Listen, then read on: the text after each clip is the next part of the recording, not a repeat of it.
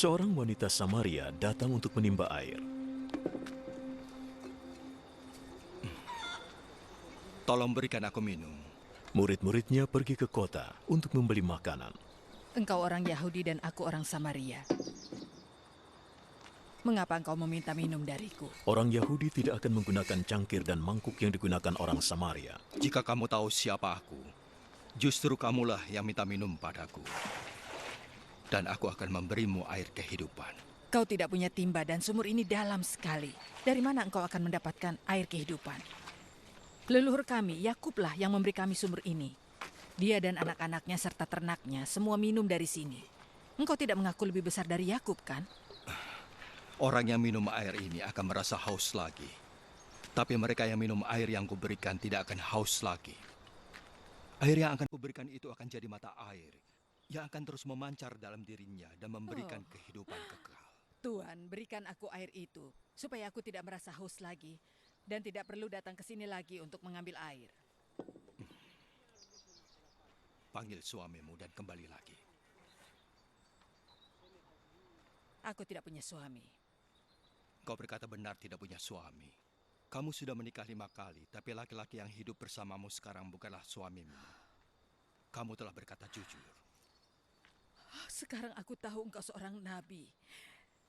Nenek moyang Samaria menyembah Allah di bukit ini. Tetapi bangsa Yahudi berkata hanya Yerusalemlah tempat menyembah Allah. Percayalah padaku. Akan datang masanya orang tidak lagi menyembah Allah di bukit ini, maupun di Yerusalem. Orang Samaria tidak tahu siapa yang kalian sembah. Tapi orang Yahudi tahu yang kami sembah sebab keselamatan datang dari orang Yahudi. Tetapi waktunya akan datang. Dan sekarang sudah datang. Bahwa dengan kuasa dari Roh Allah, orang-orang akan menyembah Bapa sebagaimana adanya. Mempersembahkan pujian sejati yang diinginkannya. Allah itu Roh. Dan hanya dengan kuasa dari Roh Allah, orang-orang akan menyembah Allah sebagaimana adanya. Aku tahu Mesias akan datang. Dan saat dia datang, akan memberitahu kita segalanya. Akulah dia yang sedang bicara denganmu.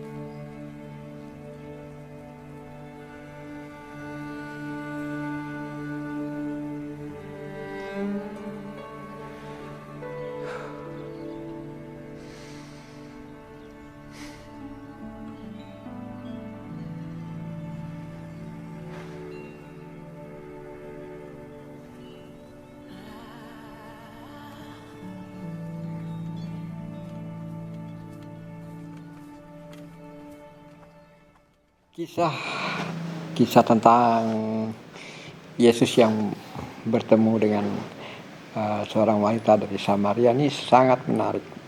Salah satu kisah yang menarik bagi saya belakangan ini. Kenapa? Ya nggak tahu. Lihat dari bagaimana berubahnya wanita itu. Dari yang sikapnya yang apatis, yang merasa rendah diri dan lain-lain, sehingga dia ngumpet dari orang-orang. Kan tahu dong kisahnya, gimana dia kalau ngambil air dari sumur tuh maunya siang-siang. Kenapa? Padahal kan siang panas, apalagi gendong-gendong air kan berat. Ternyata dia ini dilakukan karena dia merasa orang-orang tuh nggak suka sama dia. Orang-orang kayak nggak pengen ngelihat dia. Di situ nggak diterangin kenapa. Tapi mungkin gini, kalau lihat dari kisahnya, perempuan ini seperti yang dikatakan Yesus, dia menikah 5 kali. Cerai, terus nikah lagi, cerai, nikah lagi. Dan dia bilang pada waktu bertemu Yesus kan, sekarang saya nggak punya suami. Begitu Yesus nyuruhkan, dia panggil suaminya, suruh sini untuk membuktikan kan perempuan itu minta bukti bahwa dia itu Mesias. Nah, Yesus cuma ngomong gini, coba panggil suamimu. Dia bilang, saya nggak punya suami. Iya benar. cowok yang panggil, kamu ini sekarang hidup sama seorang pria dan itu bukan suami kamu. Kamu udah nikah 5 kali, gagal gitu. Kaget kan perempuan itu. Nih tahu ya gitu ya. Nah, itu mungkin yang orang jadi nggak suka sama wanita ini karena kawin cerai kali ya. Ya itu menariknya bukan di sininya, tapi bagaimana kalau lihat video yang ini nih, gimana dia berubah dari yang awalnya apatis karena melihat Yesus itu orang Yahudi sedangkan dia Samaria. Kan tahu ya bagaimana Yahudi itu, orang Yahudi merasa dia itu lebih tinggi kastanya daripada Samaria, sehingga orang-orang Samaria pun enggan bertemu Yahudi. Nah, orang Yahudi menganggap kalau orang mau sembahyang nih itu harus ke Yerusalem, di sana tempatnya.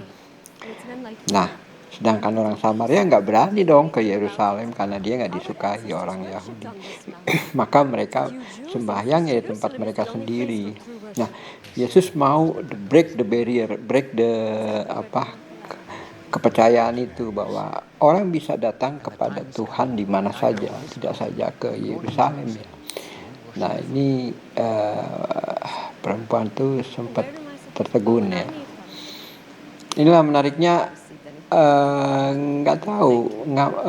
mengamati obrolan Yesus dengan Samaria ini selalu menarik bagi saya. Baik di video yang di YouTube yang bercerita tentang kisah Yesus menurut Nabi Yohanes, menurut Yohanes Pembaptis.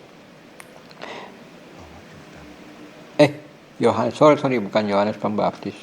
Yohanes yang murid Yesus ya, yang menjadi murid kesayangan Yesus.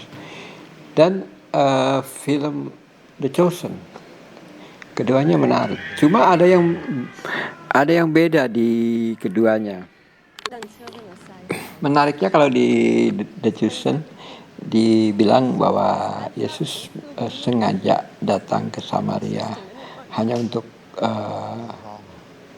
ketemu sama wanita ini gitu ya.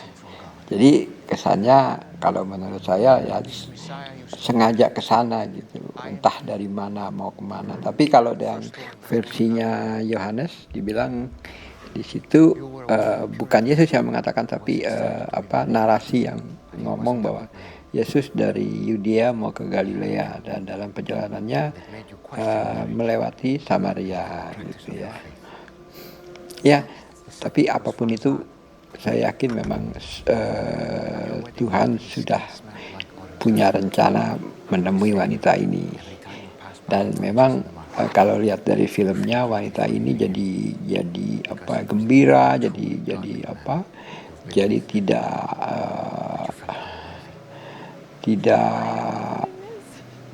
bukan orang yang oposan lagi, jadi dia ngundang-undang malah orang-orang untuk datang kepada Yesus. Nah, ini dua hal yang mungkin agak berlawanan ya, di mana yang satu perempuan ini yang satu bilang bahwa perempuan ini menghindar dari orang-orang banyak, tapi begitu ketemu Yesus dia berani ngundang orang-orang, bahkan beberapa pria yang mungkin aja pernah hidup sama wanita ini untuk datang kepada Yesus. Ini cerita yang menarik. Menariknya pertama dari obrolannya sih, jadi gimana sosok seseorang yang tadinya